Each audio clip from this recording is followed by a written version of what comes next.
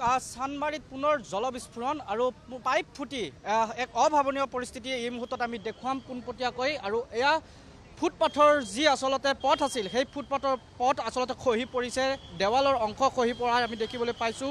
জলবিস্ফোৰণ হৈছিল চানমাৰীত। আৰু চানমাৰীৰ যি আচলতে উৰণীয়া সেতু, এই উৰণীয়া সেতুৰ পৰা কিছু আহিলে আচলতে এই স্থানটো পোৱা যাব। আৰু দেখিবলৈ পোৱা গৈছে যিসমূহ আচলতে ৰেলিং আছিল, ফুটপাথৰ কাষত যিসমূহ ৰেলিং আছিল সেই ৰেলিং খহি পৰিছে।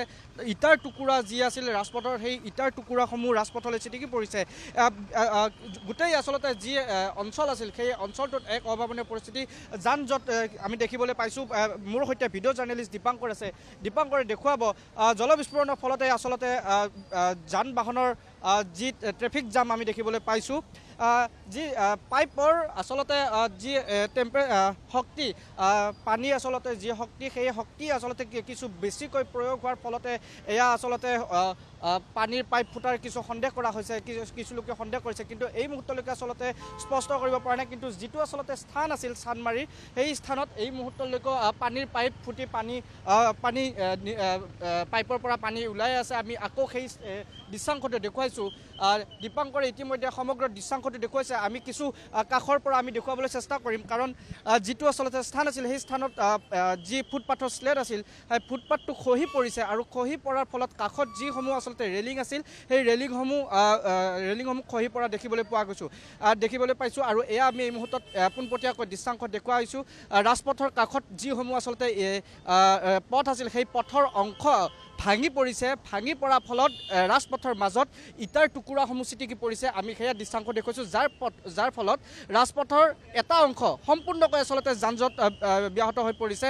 এটা অংশৰে কেৱল এটা অংশৰেহে গাড়ী চলাচল কৰি আছে। আমি এয়া দৃশ্যাংশ দেখুৱাইছোঁ। কিছু আমি আগুৱাই যাম। দীপাংকৰ আছে, দীপাংকৰ দৃশ্য দেখুৱাই আছে।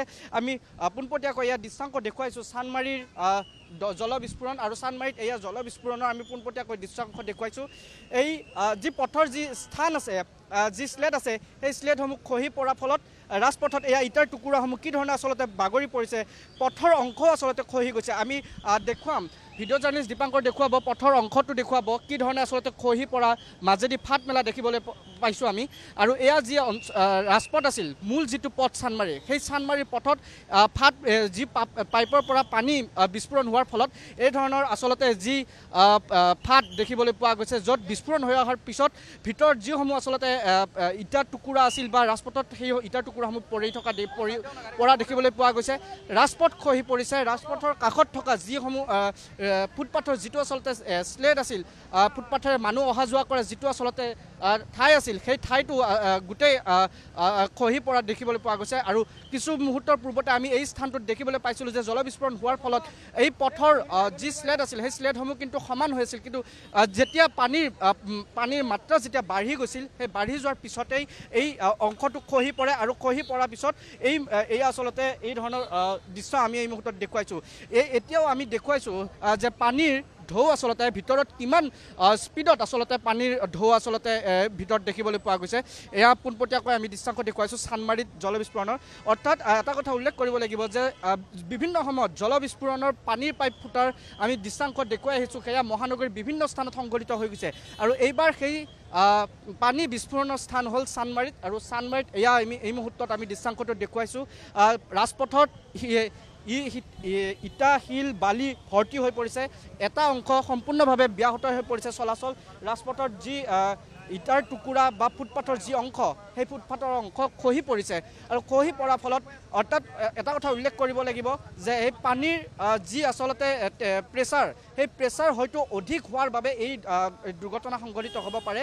কাৰণ বিভিন্ন সময়ত জাইকাৰ যিসমূহ পানীৰ পাইপ আছিল, এই মুহূৰ্তত আমি স্পষ্ট কৰিব নোৱাৰোঁ যে এই পানীৰ পাইপটো আচলতে কিহৰ পাইপ, কিন্তু বিভিন্ন সময়ত জাইকাৰ যি পানীৰ পাইপ থাকে সেই পাইপৰ প্ৰেছাৰ কিছু বৃদ্ধি হোৱাৰ ফলতে আচলতে এনেকুৱা ধৰণৰ কিছু ঠাইত এনেকুৱা ধৰণে আচলতে পানীৰ পাইপ ফুটি আহে। আৰু যাৰ পৰিপ্ৰেক্ষিতত এই ধৰণে আচলতে জলবিস্ফোৰণ দেখিবলৈ পোৱা যায়। কিন্তু এয়া অতি ভয়ংকৰ জলবিস্ফোৰণ যে য'ত পানীৰ পাইপ ফুটাৰ পিছত ৰাজপথৰ ইটাসমূহ ছিটিকি পৰিছে, তাৰ পাছত যি ফুটপাথৰ যিটো অংশ আছিল সেই অংশ খহি পৰি স্লেটসমূহ বাগৰি পৰিছে।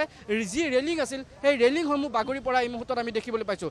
এয়া দৃশ্যাংশ আমি দেখুৱাই আছোঁ চানমাৰীৰ যিটো আচলতে ইউ টাৰ্ণ আছে, উৰণীয়া সেতুৰ পৰা নামি আহিলে যিটো আচলতে ইউ টাৰ্ণ গোল ইউ টাৰ্ণটো পোৱা যায় সেই ইউ টাৰ্ণৰ আমি দৃশ্যাংশ দেখুৱাইছোঁ এই মুহূৰ্তত আমি কিছু আগুৱাই গৈছোঁ কাৰণ দৃশ্যাংশটো আমি সম্পূৰ্ণকৈ যিহেতু দূৰৰ পৰা দেখুৱাই আছোঁ এই মুহূৰ্ততো এয়া আমি দৃশ্যাংশ দেখুৱাইছোঁ যিটো আচলতে পথৰ এই দৃশ্যাংশ দেখুৱাইছোঁ যি পথৰ আচলতে স্লেট আমি দেখা পাইছোঁ কাষত থকা যিসমূহ ইটাৰ টুকুৰা বা যিসমূহ ৰেলিঙত ব্যৱহৃত যিসমূহ চিমেণ্টৰ নিৰ্মিত বস্তু আছিল সেইসমূহ খহি পৰা দেখিবলৈ পোৱা গৈছে যাৰ পৰিপ্ৰেক্ষিতত এয়া আচলতে দৃশ্যাংশ আমি দেখুৱাই আছোঁ অতি আচলতে ভয়ংকৰ আৰু এয়া আমি দৃশ্যাংশ দেখুৱাইছোঁ কাৰণ যিসমূহ লোক আছে এই লোকসমূহে অতিকৈ আচলতে দূৰৰ পৰা এয়া আচলতে তেখেতসকলক দৃশ্য সংগ্ৰহ কৰিব অনুৰোধ জনাইছে প্ৰশাসনৰ লোকসমূহ উপস্থিত হৈছে তেখেতসকলে এই গোটেই ঘটনাটো যিহেতু তেখেতসকলে উপস্থিত হৈছে কাৰণ কোনো স্থানীয় লোক যদি এই স্থানেৰে পাৰ হৈ যায় তেতিয়াহ'লে তেখেতসকলে পিছল খায় বা যিকোনো সময়তে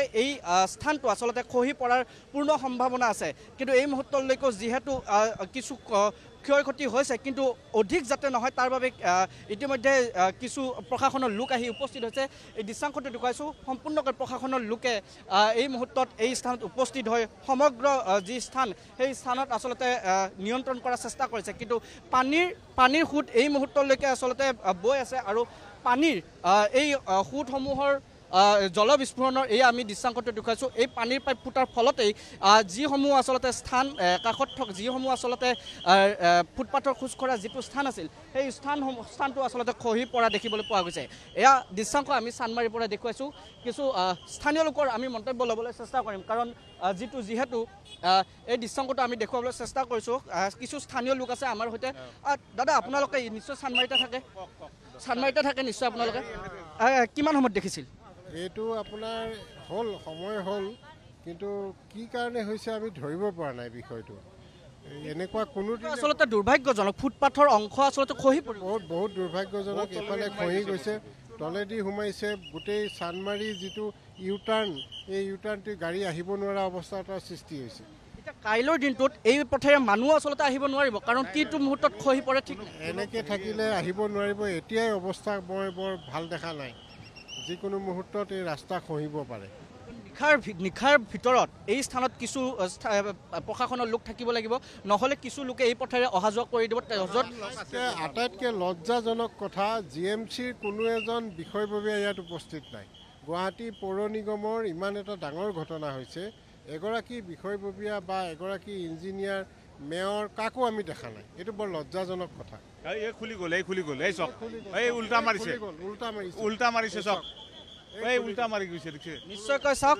কিছু আমি দূৰৰ পৰা এই দৃশ্য দেখুৱাব লাগিব কাৰণ যিকোনো মুহূৰ্তত এই স্থান খহি পৰিব পাৰে প্ৰশাসনৰ লোকে ইতিমধ্যে তেখেতসকলেও আমাক দূৰৰ পৰাই দৃশ্য সংগ্ৰহ কৰা আহ্বান জনাইছে কাৰণ যিকোনো মুহূৰ্তত এই স্থান খহি যাব পাৰে ৰাজপথৰ অংশ আচলতে মাজে খহি যাব পাৰে কিছু মুহূৰ্তলৈকে সেই স্থানেৰে ৰাজপথৰ মাজলৈকে পানী আচলতে কিছু আছিল যদিও কমি গৈছিল কিন্তু পুনৰ সেই কাষৰ পৰা আচলতে পানী আকৌ নিগৰিছে কাৰণ জলবিস্ফোৰণ যিহেতু হৈয়ে আছে এই মুহূৰ্তলৈকে পানীৰ যিটো আচলতে গতি সেই গতিটো যদি বন্ধ কৰি দিয়া নহয় তেতিয়াহ'লে এই পানীটো এই ধৰণে আচলতে জলবিস্ফোৰণৰ পানী নিগৰিয়ে থাকিব আৰু তাৰ ফলত এই ধৰণে আচলতে কিছু স্থান কিছু আকৌ